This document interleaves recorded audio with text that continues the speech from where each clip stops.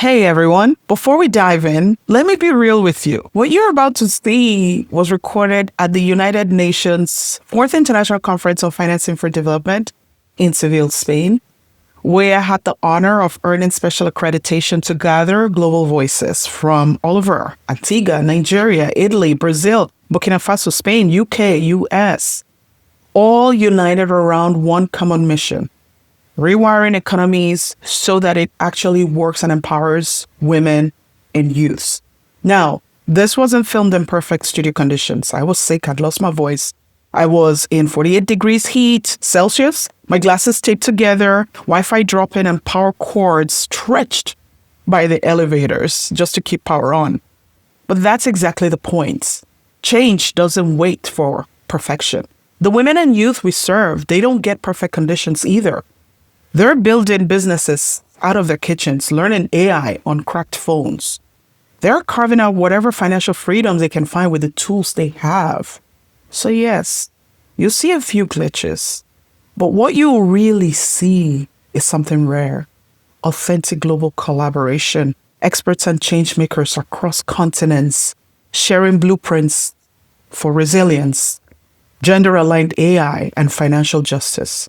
Stick with us, because if this is what we pulled off under those conditions, imagine what's possible when women and youth have the right support.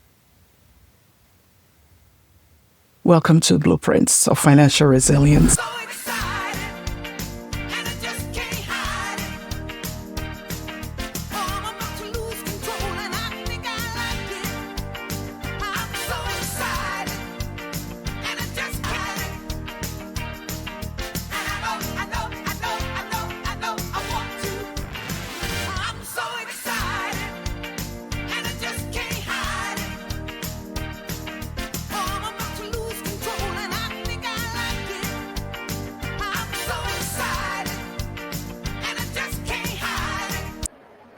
Hello, everyone.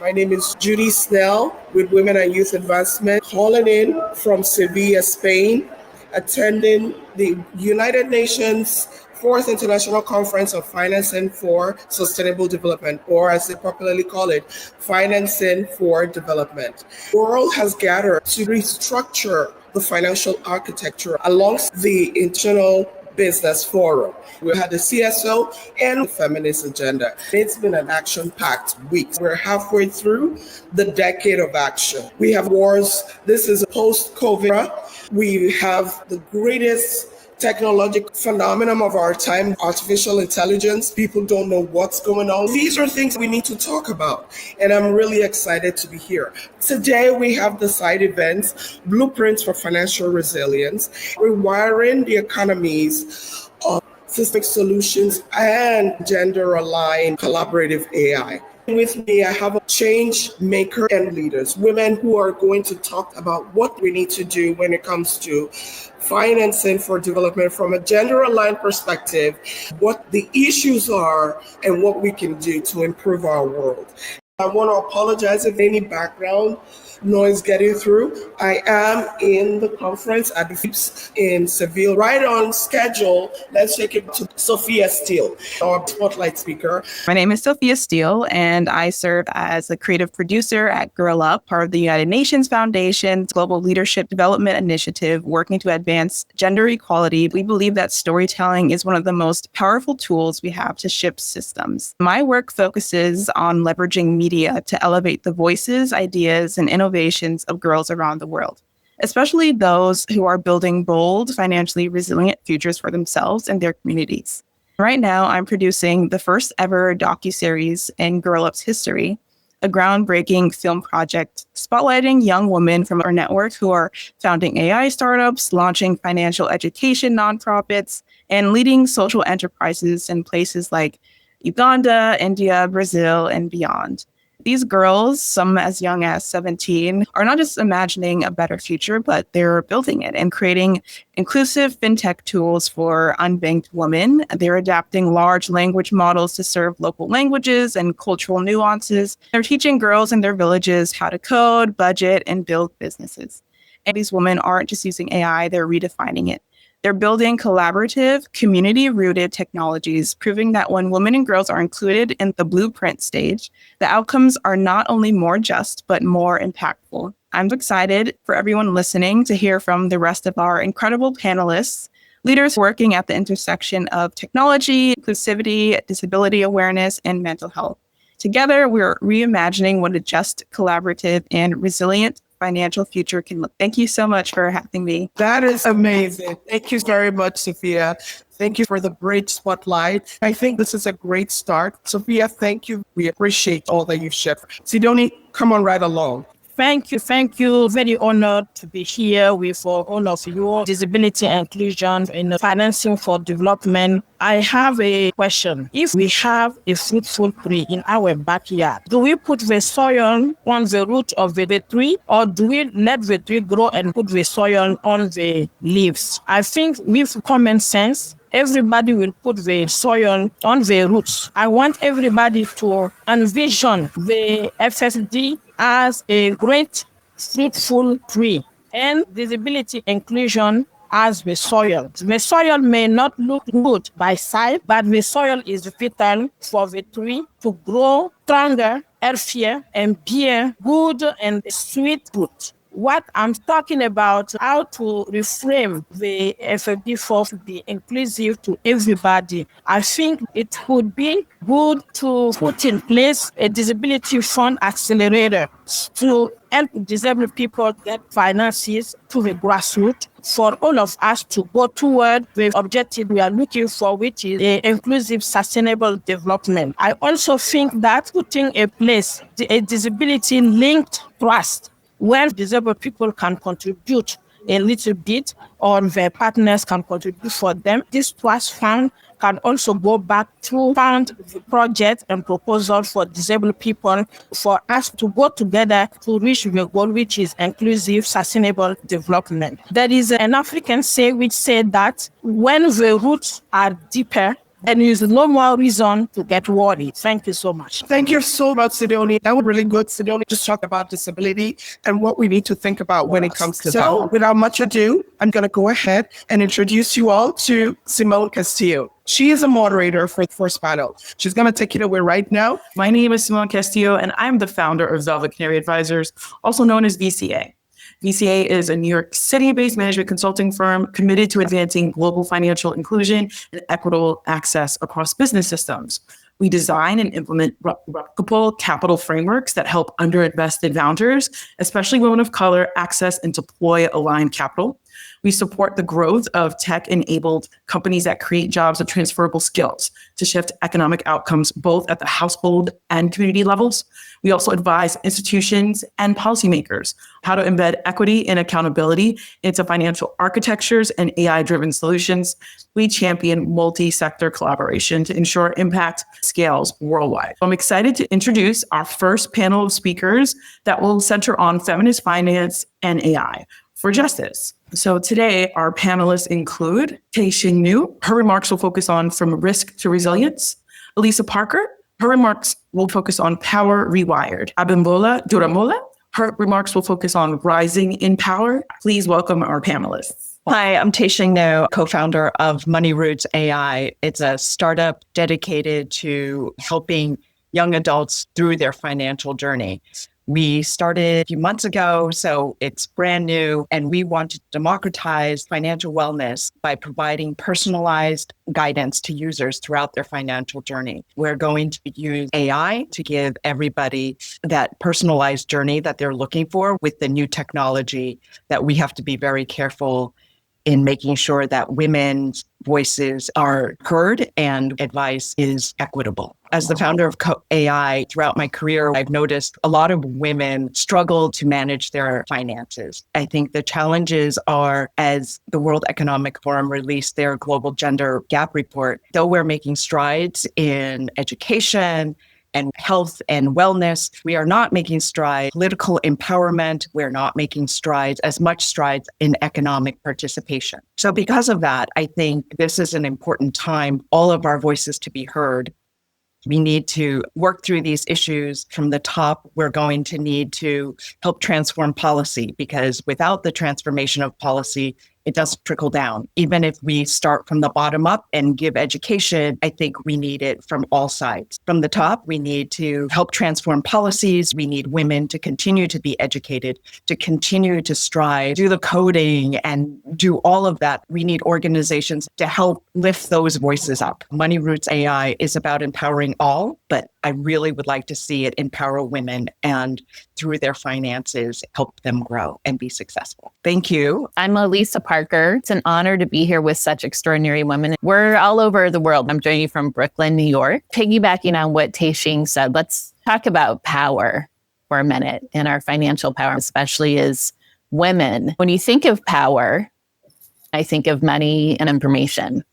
I'm the founder of See Jane Do, a multimedia platform for women's voices, and also 50 Women Can Change the World in Media and Entertainment. So my passion has been around amplifying stories because that really shapes the culture and the world we want to see. And let's face it, right now, the towers are crumbling down. The towers have crumbled. And we have this very unique opportunity, maybe once in a lifetime, to help create and rebuild the world we want to see. So when we think about power, the tower that's crumbled down is part of what I call patriarchy. When we think of power and patriarchy, that's power over and scarcity. Like if I have power, you don't have power. What we're shifting right now is a power with each other and a collaborative force and a power within. It's knowing that you have value and worth. And it's knowing that as a collective, which is what we love, especially as women, in collaborative force, right? As we're talking about collaborative AI, that is the new form of power that we can create with each other, redefining and reimagining what power is. So power with each other and power within. Alice Walker says the most common way people give up their power is thinking they don't have any. And I want to tell you something, as we talk about financial empowerment and women, especially, we have a lot of power. When we look at the wealth that is generated, it is extraordinary. And when you look at where it's being invested, here's the deal. We have this power and wealth, but yet only 2% of the funding right now is invested in women. And it's our opportunity right now to take the lead and be the leaders in AI. It's up to us now to show up, join together, and amplify the stories that we want to be told, that we want to hear, that we want to use to shape our culture and the world we want to see. And also, only 2% of the investments right now is focused on women and underrepresented voices. So we have an opportunity right now to shift that. So this is part of our conversation today. What does that look like? An honor to be with such amazing people. This is just the stepping off point. I'm excited to be part of this and excited to be here with you. Let's see what's possible as we step into this world of AI. We do have a lot of power. And now it's our time to show up and shine in that capacity. It's so awesome to have all of you. Thank you for that wonderful summary and your perspective, Elisa. It's refreshing. And Abimbola, just to round us out on this panel, could you also share your perspective and your remarks? Financial inequality. Women globally, for every 77% they earn, a man earns $1 more. These women also hold leadership position 30.6% all over the world. And this gap is costing us a lot of money. We close the labor gap, we boost the economy by 8%, which is something that is worth really taking a look at. In the era we're in right now, there's this rapid change in generation, in technology. Designing gender-aligned and future-facing financial system means moving beyond inclusion to co-creation. And this means recognizing Gen Zs, differently able people, displaced community members to be architects of what we're doing financially. For the Gen Zs, we need to empower their digital innovation. For differently enabled people, we need to be part of designing accessible finances globally. For the 120 possibly displaced people all over the world, we need to build the accessible financial tools that truly serve them, making them active economic agents. How do we co-create? This will be through thematic solutions and gender-aligned collaborative AI. Thematic solution means reforming financial agreement to 1.7 trillion credit card, a huge amount. Now, feminist leadership is vital to designing gender responsive budgeting, which is already initiated in over 100 countries so far. that is a step in the right direction. Gender-aligned collaborative AI is very critical. With AI designed with feminine things, having a touch of the female in setting up, and this means it's able to detect and mitigate bias, ensure data security, and empower financial literacy. It means AI will be mapping out informal economy. Current, the World Economic Forum projects 120 years to achieve full economic gender parity at the current rate. Women cannot wait. This is the time for women and marginalized communities to be at the margins of economic decision making all over. And we must foster the environment where feminist co-leadership is sought out. And this demands intentional power sharing and investment in diverse leadership. It also includes creating co-creation spaces for systematic financial design, championing ethical and inclusive AI development, closing gender gaps in employment and entrepreneurship could increase global GDP by 20%. So let's rise up together. We appreciate everyone in our first panel. Not only are your perspectives refreshing, we appreciate your time, your dedication to community as partners across the global, as well as in your communities. Teshing, Elisa, Abimbola, I wanted to pose this question to you all and get your brief responses. As we confront inequality and systemic exclusion, how can collaborative AI and reimagined financial architecture be intentionally designed, not just to include marginalized communities, but to be shaped by them? What would it take to build economic systems where equity is not a Band-Aid, but part of the blueprint?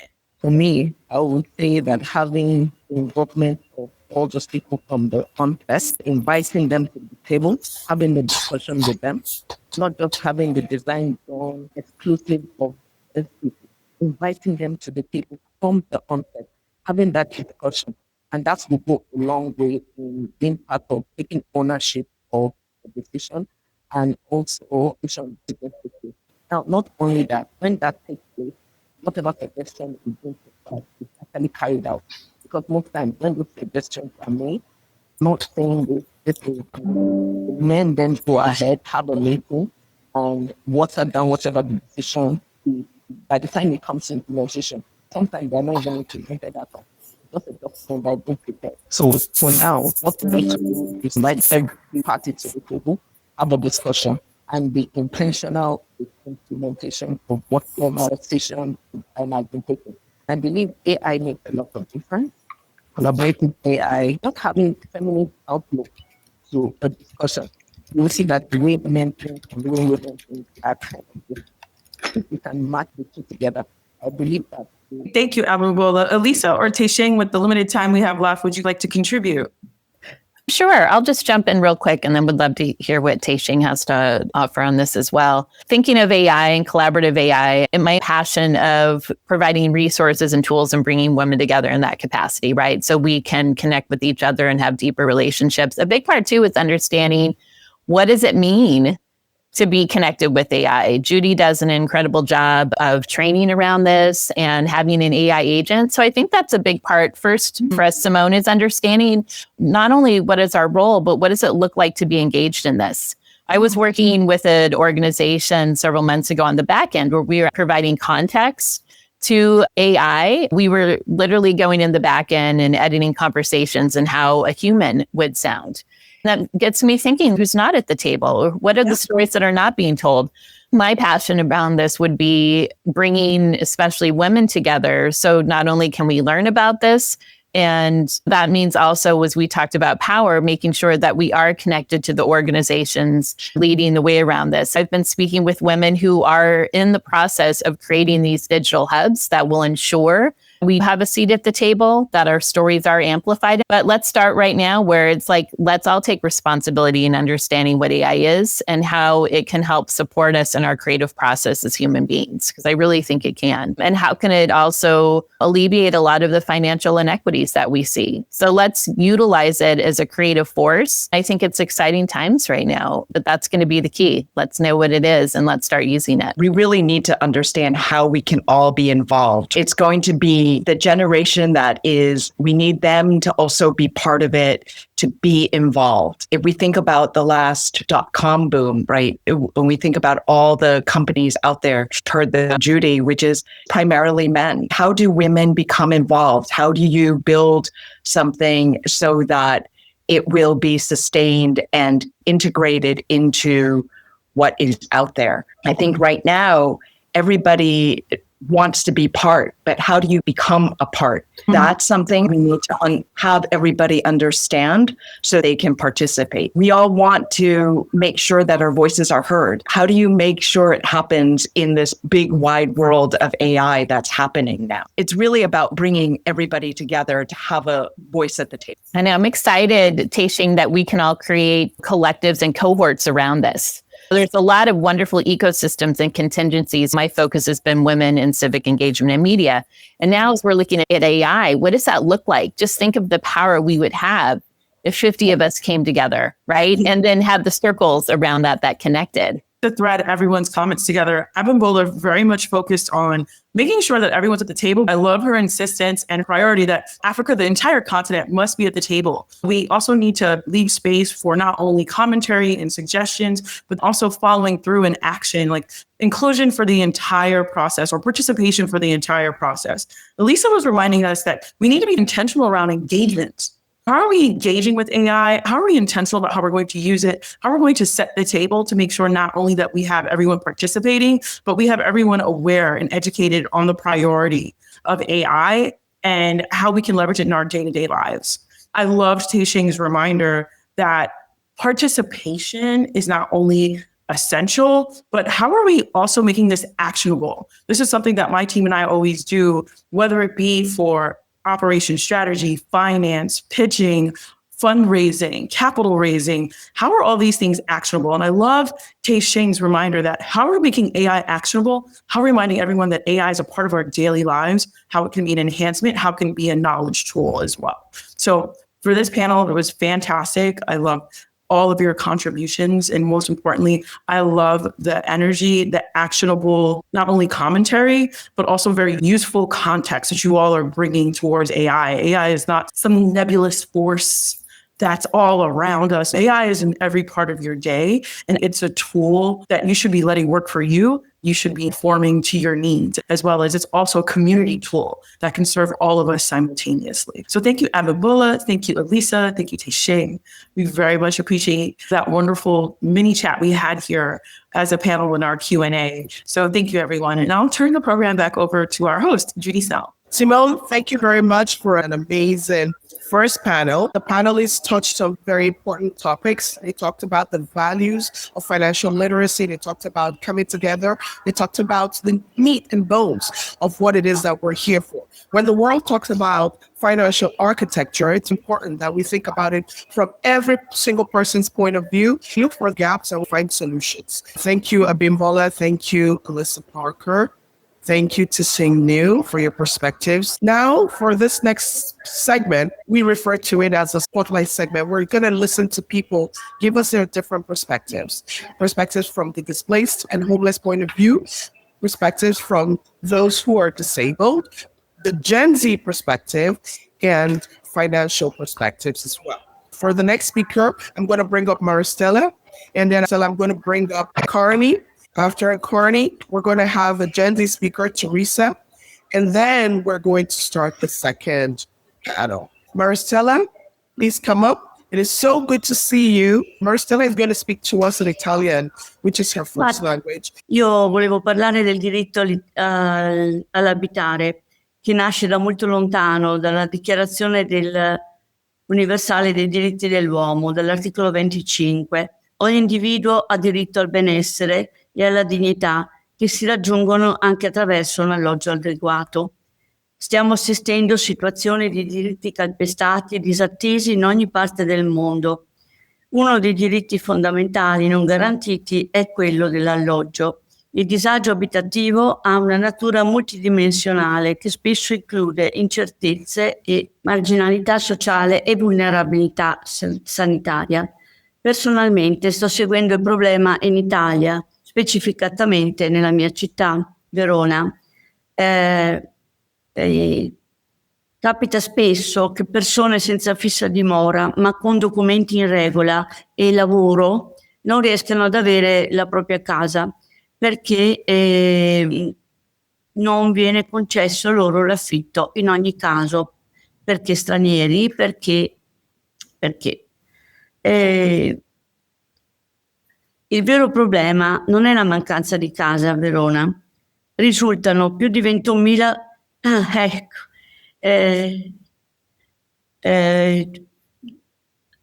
più di 21.000 case vuote, gli edifici comunali sono in gran parte decadenti e mancano fondi per renderli abitativi. Lo scorso anno, in sinergia tra il Comune e il terzo settore, è stato raggiunto un patto. Un appartamento viene dato ad un soggetto che si faccia carico di lavorare per la ristrutturazione e messa in sicurezza con 20.000 euro e poi destinato ad uso abitativo. In fondo basterebbero 1,5 milioni per ottenere 150 appartamenti che toglierebbero dalla strada più di 400 persone. Un percorso potrebbe essere quello del recupero degli edifici fatiscenti, censiti in 101 unità, cercando situazioni di co-housing, quindi con cifre di impegno economico qualificabili ed esigibili, e il coinvolgimento delle istituzioni politiche, finanziarie e filantropiche potrebbe essere la soluzione immediata al problema abitativo. Autogestione e autorecupero come mezzo di rispetto alla mancanza di fondi. Troppe case vuote, troppe persone senza casa. Casa e lavoro sono costituenti della dignità umana. Se si forma il triangolo casa, lavoro, regolarizzazione, si crea il diritto alla dignità. Senza dignità l'identità viene cancellata e in sua assenza gli uomini non sono definiti da se stessi, ma dalle circostanze in cui sono costretti a vivere. I'm project manager in COSENFE Sevilla. COSENFE Sevilla, the Provincial Federation of People with Disabilities, Physical and Organic, here in Seville.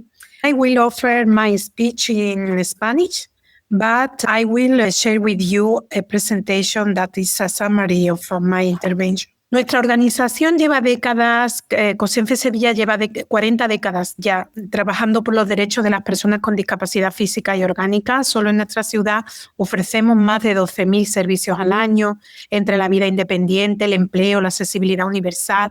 También impulsamos políticas públicas más inclusivas y sostenibles. ¿Por qué estamos aquí? Estamos aquí porque creemos firmemente que no puede haber justicia social sin una justicia justa, sin una financiación justa, porque la financiación estable y adecuada del tercer sector no es un tema solo presupuestario, es una cuestión de derechos. Defendemos que el modelo debe estar basado en las necesidades reales y los costes efectivos del apoyo a la discapacidad.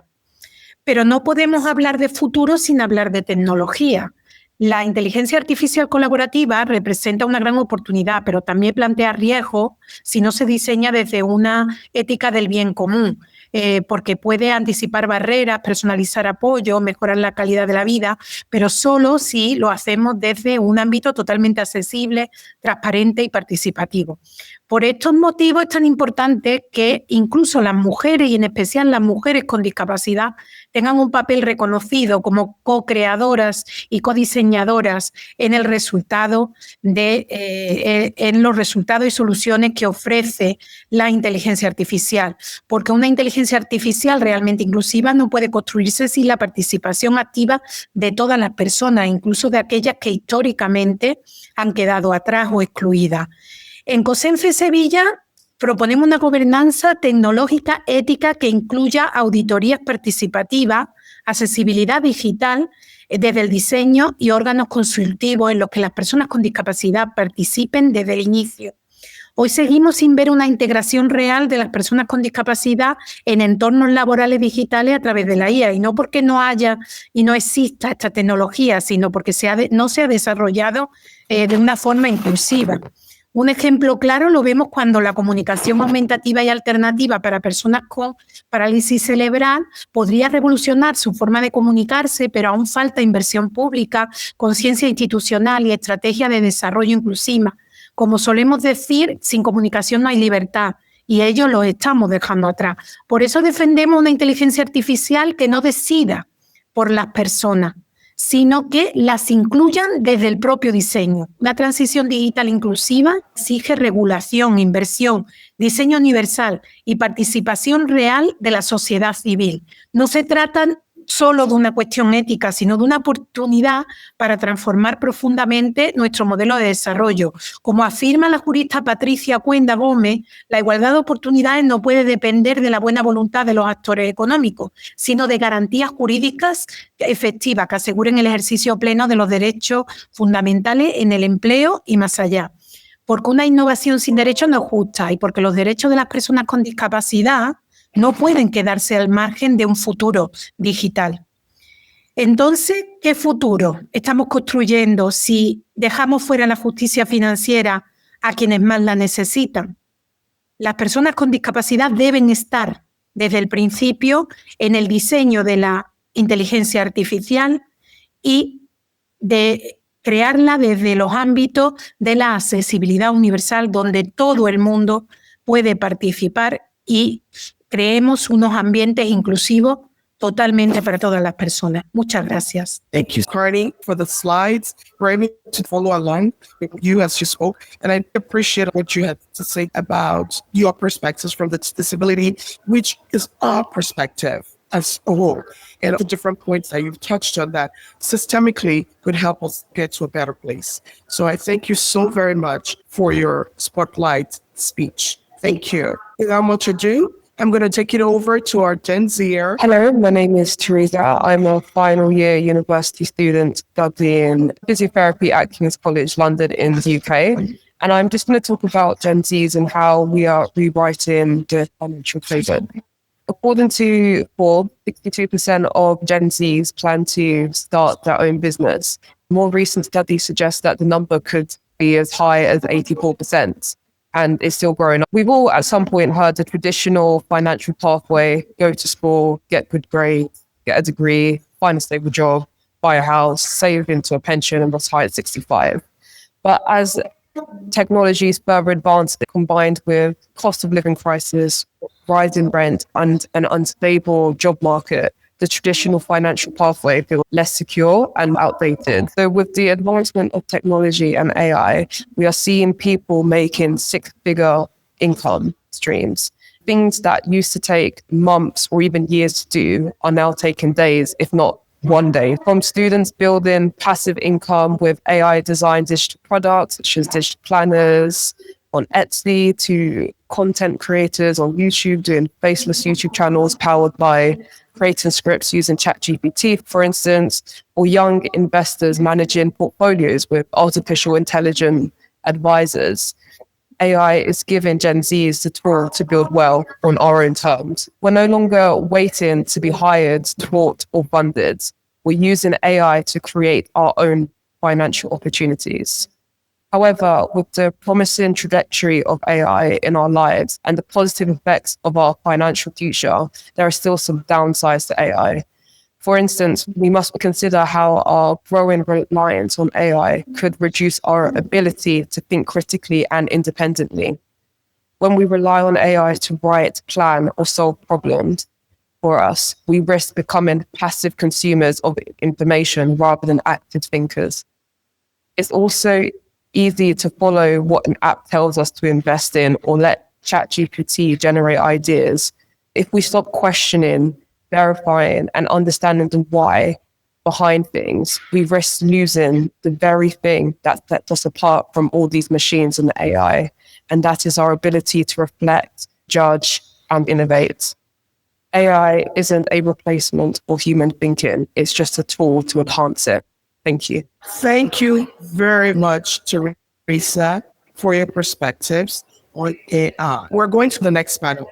I'm going to call in Simone Castillo, and she's going to take it away and discuss with us the second panel called Inclusive, Gender-Aligned Economies and Systemic Solution. Simone is going to introduce the guests who are going to be on the panel, and we'll go from there. Hi, everyone. It's Simone Castillo. Thanks for hanging out with us today. Our second panel today, called Inclusive Gender, we're really going to be digging into aligned economies and systemic solutions. Our awesome panelists today that will be joining us are Dr. Sharon Mijares, Ruth Spencer, as well as Charles Olusoma. Your remarks, Dr. Sharon. I wanted to add one piece that I think is very important. That we're talking about healing economies, mental wellness, and all of these changes that are occurring for better and for worse. They require mental wellness.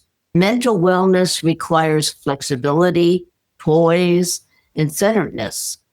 Flexibility because we are in uncertain times, and many economies may require new skills and changes. Poise, to be self-assured regardless of what is occurring in the moment. Centeredness, to be centered. Overreactive emotional responses, worry, and any type of overreactivity means one is not centered. To be centered means mindful and grounded. All of the things we're talking about require this. They need to be practiced regularly so that they are integrated. We want to reflect on our mental responses regularly.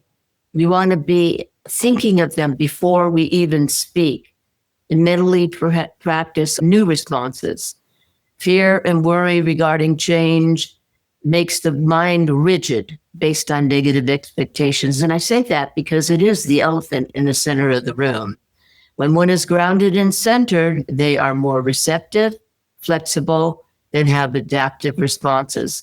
As women, we can be prepared to move with these changes and to guide others. And that is our mission. I have written several books on the role of women in global change and how important the feminine relational archetype is for this. And the things I just said really apply in that. These are gifts that women can integrate to move with everything that's changing and to bring in the best for the future. Hello, this is Ruth, and I'm happy to be here. Thanks to Judy and the team for inviting me. You know, I keep wondering, have the governments learned anything from the past 10 years regarding development financing? We should be looking at the best practices, and after reflect on them, we should be replicating them to implement the SDGs. I live in a local community in a Caribbean state, and I am working with local groups, and I see the ambitions. Their needs come second to the needs of their fellow community persons and that of the environment, because the environment is what sustains our life. Finance for programs and projects should be coming down to the local level, but it is not coming down. But the people don't sit and wait. They take actions. Voluntary, in-kind support. I attend their meetings, I'm on their WhatsApps, and I see the messages come in. We're going to have a meeting, we are going to discuss this. And we get things done through community collective actions. And on this group today, there are panelists, there are people listening to us. We got to build the partnerships. There are some of you very good with the AI technology. We need you to partner with us so that the voices, the ideas of the local people can be put into action. The last speaker spoke about human rights. Human rights-based approaches means we must have access to information. We must be consulted. No government should be coming with programs and policies without consultation with the people. And no financial analysis should be done without our consent. We want informed decision-making. And as we try to implement the SDGs at the local level, we have so much initiatives that need to be amplified. But without the financing, we stay at that pilot stage. Yesterday, I was in a side event. I heard the Swedish government speaking about how they're gonna work. And I reached out to him, he gave me his card. And I said, we need the support. You cannot just be investing in governments. You don't even know if the monies are coming down. But I hope our voice are being heard. We have to hold governments accountable. We have legislation that give us rights, and we have to know these legislations and hold our governments accountable. I'm glad to be here. Thanks for hearing from me. Thank you, Ruth. Thank you for that wonderful impassioned summary. Now we'll have remarks from Angela Weber. Angela, please take the floor. Thank you. I'm Angela Weber. I'm an anthropologist, and I have been working with women all my life, especially inland in the northeast of Brazil. Finance structure worldwide contemplates capital and its growth. Whoever is outside or in its edge is not contemplated. The programs designed to develop the poor, like microcredit, solidarity economy, are considered not profitable and too labor intensive. If the goal of this conference and the world is to redesign financial capitalism to be inclusive and envelop our world, it's about time to transform its actual structure. How do we do that? Starting with ourselves and with some of our academic definitions, like economy. Eco is home. Home is a welcoming place where we feel secure and cared for, where values and ethics permeates all relations. In our current stratified society, only a small percentage are entitled to most of the world resources, and majority are left with small or no amount at all. Our society currently links development to the possibility of having resources or services.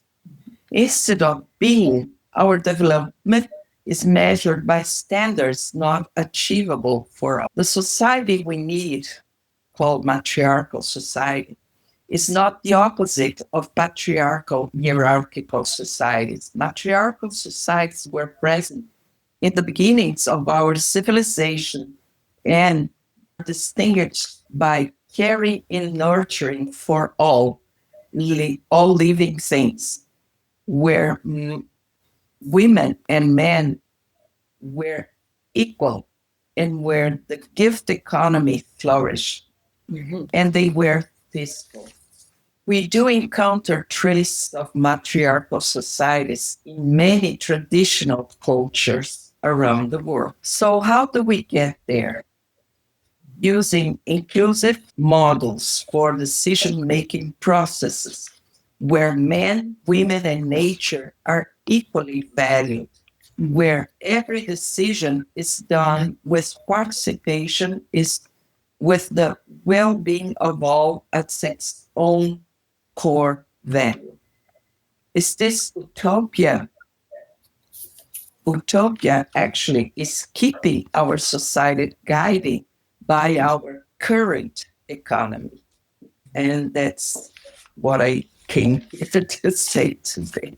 It's wonderful. Thank you so much, Angela. If I could summarize both your and Ruth's comments for the audience, I feel like you and Ruth have a wonderful synergy. Ruth is reminding us that even the smallest of voices at the grassroots level need to be heard, but also involved with the actual deployment of capital. It could trickle down, it could be stewarded by larger entities, but whose hands is it going into? And even with meager resources or no resources, folks are out there doing the work.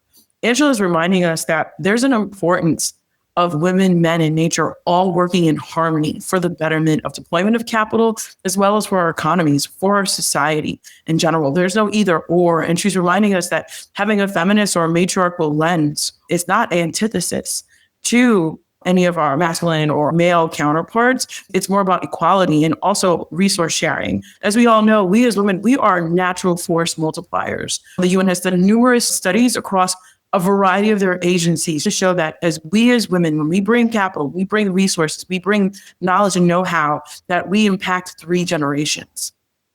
I'd love to thank you both for your remarks and your time today. I think that we're going to be inviting others in, but I wanted to pose a question, if there's time, to you, Angela and Ruth. In a world shaped by generational and technological shifts, what does it truly mean to design financial systems that are gender aligned, future facing, and bearing in mind our climate and our Mother Earth? How can we ensure that stakeholders move beyond inclusion toward co-creation, and that Gen Z, differently abled and displaced community members, aren't just represented, but recognized as architects of systemic solutions? How are we going to start recognizing that all of us are the true architects of systemic solutions? I'd love to hear your take, Angela, or as well as Kurt. This is what I said in my presentation. We have to rethink our foundations, restart anew. And when you have a circular shape, which is not hierarchical, all is included. This is the most important aspect, because you reshape the structure of our world, which is patriarchal, hierarchical, and it's not going nowhere. You know, we are living all around the world in a society where very few has too much. And this can't be changed. We have here in Brazil many projects, many movements, and people do live with solidarity economy in many, many places. And it works. The big economy doesn't want to change because they want to keep capitalists creating more capital. This is not feasible anymore. This is what is utopia, not what we want. Absolutely. Thank you, Angela. And Ruth, would you like to share any responses to that general panel question? The data, the research, the science has shown that the best conserved lands are in the hands of local people and indigenous people. So with the data, we are still killing the environmental defenders when they advocate to protect our lands. And then we come to these meetings asking for money to restore the lands. What a double-sided coin, eh? We are here protecting the environment and nature. We get kill threats, and then we come to financing for development to ask for money to restore it. Something is wrong. People need to wake up. Thank you. Hello. My perspective is the financial system should change. Like Ruth Spencer, Sansi said that something is wrong if the people needs to be ahead in the front of the line. We need to go with empathy, and we need to be understandable with that the human being comes first. So the financial inclusion is a necessity. It's not a political issue. It's a right that people, especially those people with disability that needs personal assistance, a lot of resources, they need to move, they need to participate. We need to invest more in this type of resources that are especially dedicated for those that are suffering more inequality in the world. Because if we have not the chance to invest in these people more disadvantaged, we are creating, we take care of the environment, but not of the human that is living in the environment. So we need to invest more in all the political aimed to vulnerable groups, especially the new technologies that should be in the service of that. And we need to co-create a more atmosphere where technology serves the people and not the contrary. Thank you so much, Carney. Angela's reminding us that we're community, we're a circle. This is not a hierarchy. And not only are we interdependent, we're interconnected. Ruth was able to remind us that, hey, this seems like a very odd boomerang. Local communities are at the front line experiencing climate injustice the most. They're working hard to come to forums like FfD4, Financing for Development, to petition, to advocate, and speak with stakeholders at the global NGO level seeking resources. And we're kind of like, hey, we're suffering the most, we're impacted the most, and then we've got to come back and ask you all to fix it when you did it in the first place. Carney is also pointing out that there has to be co-creation. There has to be inclusive equity in not only decision-making, but also in the nuanced development of these AI solutions that can serve everyone, not just big business, but also for our day-to-day lives and to nurture our communities. I think someone had talked about consultation. Are we consulting the communities who really need these resources? Are there really valued? Please, Angela. Yes, I would like to tell one story from the northeast of Brazil. There was a very poor city named Pintadas. And they have no running water, they had no facilities, health facilities, nothing. The women got together 20 years ago and decided to vote for a woman mayor. When this woman mayor took over, they started building cisterns for every household. They had water at home and could have their own gardens. With that, the children were better fed and they had no malnutrition. And then they started to better the school system of the small town. Nowadays, they belong to a network called Pintadas Network. And at COP40, they presented their case, how they did it as women and thrive. They use the products from their land and they have their own decision-making process based on this circular process. They are thriving now and they are an example for the world. They base their works on solidarity economy. We have many examples like that and we should use them as model to implement things all over the world. We have a question from the audience. We'd love to pull up one of our team members here, Charles, to get your perspective. As an ally to women and femmes in this space, can you provide some context or just some commentary on how your allyship towards not only women, but marginalized communities and necessarily bridging the gap, access to financial intelligence resources, as well as AI solutions? Good afternoon, delegates and colleagues around the world. My name is Charles Olusola. I'm a financial strategist with WOYA, and I'm also a financial crime analyst with Ms. Ohoban. I am coming to speak from my own gender perspective, talking about gender equality. We need to encourage women. I have 2 beautiful daughters. When they grow up, I'd not like to see the system being the same way it is right now. That's why we're talking about financial resilience and inclusion. COVID-19 taught us hard. That was when the financial system knew worldwide, and we're very vulnerable. And why this FfD4 has been set up so we could have a blueprint, build a system, encourage gender equality, encourage women. I would like to see my daughters being AI gurus, being tech gurus. In the present situation, we could refer to places back Africa where women don't have equal rights with men. But now we're building and making sure everything is equal among gender. I would like to talk about systemic solution. We need to rewrite our economic. We must adopt a systemic approach that integrates social, finance, and technology infrastructure, making sure everything aligns properly. We're here in Seville. To make these things work, we need collaborative AI. Artificial intelligence, we need to speak about it and focus on how to rebuild. Let's talk finally about the blueprint of the future by combining systemic reform with gender-aligned collaborative AI.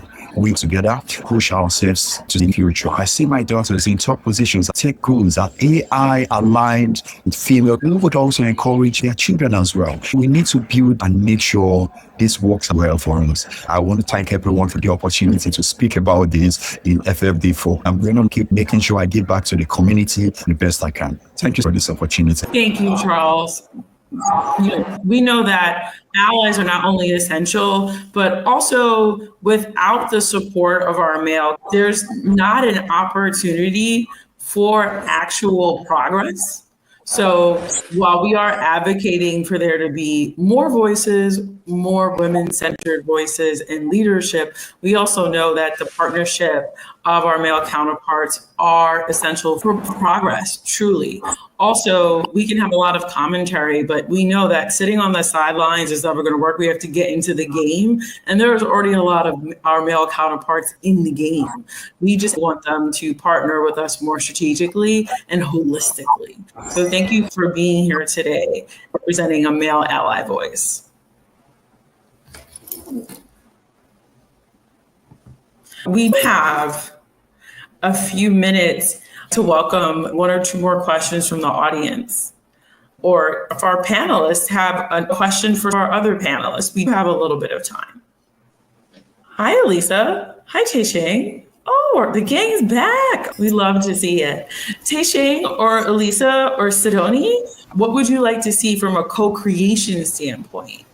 As we move the needle, as we're here at Financing for Development, the title of our session today is Blueprint for Financial Resilience. Can you all give a few remarks on this question of who are the co-creators? How are we going to be co-creating moving forward? And who do we want to make sure is at the table? I think it's important for everybody to see who's at the table. You do need everybody at the table. Everybody does need a voice, because you just need the one person who is not heard that can also disrupt all the progress that gets made by everybody else, right? It's about everybody's voice being heard and being able to negotiate, which I think is so important these days specifically, negotiate what that end looks like. If people are missed, then you can't even negotiate what the end looks like for yourself. Excellent point. Thank you, Taisheng. Does anyone else have anything to add? We are CSOs. We are bridges between the local people and the government. And we have that strength. We have that power. We hold them accountable that they go to the people and have the consultations, not the people leaving their families, their young ones, and have to journey to the city. We have ratified an agreement called the Escazú Agreement. It's legally binding. It's the first human rights agreement, and we use it because it gives us the power. We can make demands upon our government now. Thank you. Quick moment. I loved your reminder about that. What Bill of Human Rights? Can you expound, or can you just repeat that for us? Because I'd love folks to get that name formally. It came down from the way of 1992. It came into force in 2018. It's the first legally binding human rights agreements for Latin America and the Caribbean. Governments used to call us busybodies, why we want to have a say in decision-making processes, but we have already won a case at the Privy Council, so we have rights. If the government does not consult you and brings a project to your community that causes harm to people and the environment, you can take the government to court. There's access to justice. But the thing is, when they destroy ecosystems, money cannot bring it back. We need to advocate, open our mouths, use every power in us to make sure the government includes us. Thank you. Thank you, Ruth. I want to first thank all of our panelists for joining us today. I was able to take some notes, so I just wanted to remind the audience of some of the bigger themes that all of you shared today in panel 1 and panel. I also want to take some time to acknowledge our sponsors and our hosts. Thank you, everyone, for joining today. With our remaining time, I wanted to share some key takeaways from today's dialogue. Number 1, equity must be embedded in the financial architecture of our global economic ecosystems, not treated as an afterthought or a patch. Collaborative AI and gender-aligned finance are not futuristic concepts. They are today's tools for building inclusion at scale. Systemic solutions require intersectionality. All of these points that Tei-Shing, Elisa, Angela, Ruth all covered. Carney, disability inclusion, climate displacement, Gen Z perspectives, and gender equity must inform policy and innovation. Community-rooted financial models outperform extractive ones when aligned with long-term skill building, ownership, and sustainability.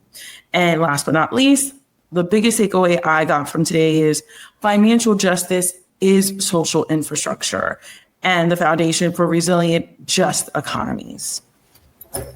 I'd love to highlight some of the work that VCA, Velvet Canary Advisors, what we're building at the present moment. We're designing replicable capital frameworks that help underinvested founders. We're spearheading the growth of companies and investment portfolios that create jobs with transferable skills. We're here at FfD4 collaborating with institution and policymakers. And with this panel today with my esteemed colleagues, we're all here championing multi-sector collaboration. If you really enjoyed today's conversation, partner with us, reach out to us as we develop actionable and inclusive strategic advocacy, capital, media strategies to help push the needle forward on collaborative AI, as well as how it impacts our day-to-day life and our business environments. Engage with the next generation of ecosystem builders, shaping ability, inclusive, and climate resilient solutions, and challenger institutions. As Ruth noted, not only do we have rights, but we have a vision to ensure that innovation aligns with justice and should be truly funding what is transformative, not just what is familiar. Financial resilience is not just about surviving systems, it's about rewiring them. Thank you for being part of this bold global conversation. Let's continue building blueprints that leave no one behind. And now I'll send it back to Judy, our wonderful host from WOYA. Thank you very much, Simone. Beautiful conversations. I thank everybody for coming today. Before we wrap up, we are going to every single speaker say who you are, where you're located, and your contact information to remind those of us who are listening. I'm going to start with you, Simone. Hi, my name is Simone Castillo, president and founder of Velvet Canary. You can always reach us on Instagram or LinkedIn at Velvet Canary Advisors or Velvet Canary Advisors. Thank you. Thank you, Simone, and thank you for the amazing moderation. We all think you did an amazing job, and all our speakers. Thank you very much. Now, I'm going to bring up the next speaker. I'm Kania from COSENF Sevilla. You can read the name of our organization here in the footnote. You can contact me through our website, Facebook. You can reach me easily. And I put in the chat my email. I'm happy to have the opportunity to participate here today. Thank you so much. I much appreciate. Thank you, Carney. We appreciate you so much. Thank you. Now I'm bringing up Angela. I'm Angela Weber. I'm part of a movement, Green 10 Circles. We have a site, Green 10 Circle. We have Facebook. You can find us also in Instagram. I'm currently in Brazil, but I live between Italy and Brazil. I want to thank you all for the opportunity to expose some of my thoughts and to highlight that Green 10 Circle is a place where everybody is welcome. Angela. Now the next speaker. Alyssa, you're next. Hi, Elisa Parker with C. Jane Do. You can connect with me at elisa@cjanedo.com, and let's come together. Let's partner. Let's make some magic happen. Thanks so much, Judy and Simone. Thank you, Elisa. To sing? Hi, I'm Taishing New with moneyroots.ai. I'm from Queens, New York City. I'm very excited to have been part of this conversation. You can reach us at taishing.new@moneyroots.ai.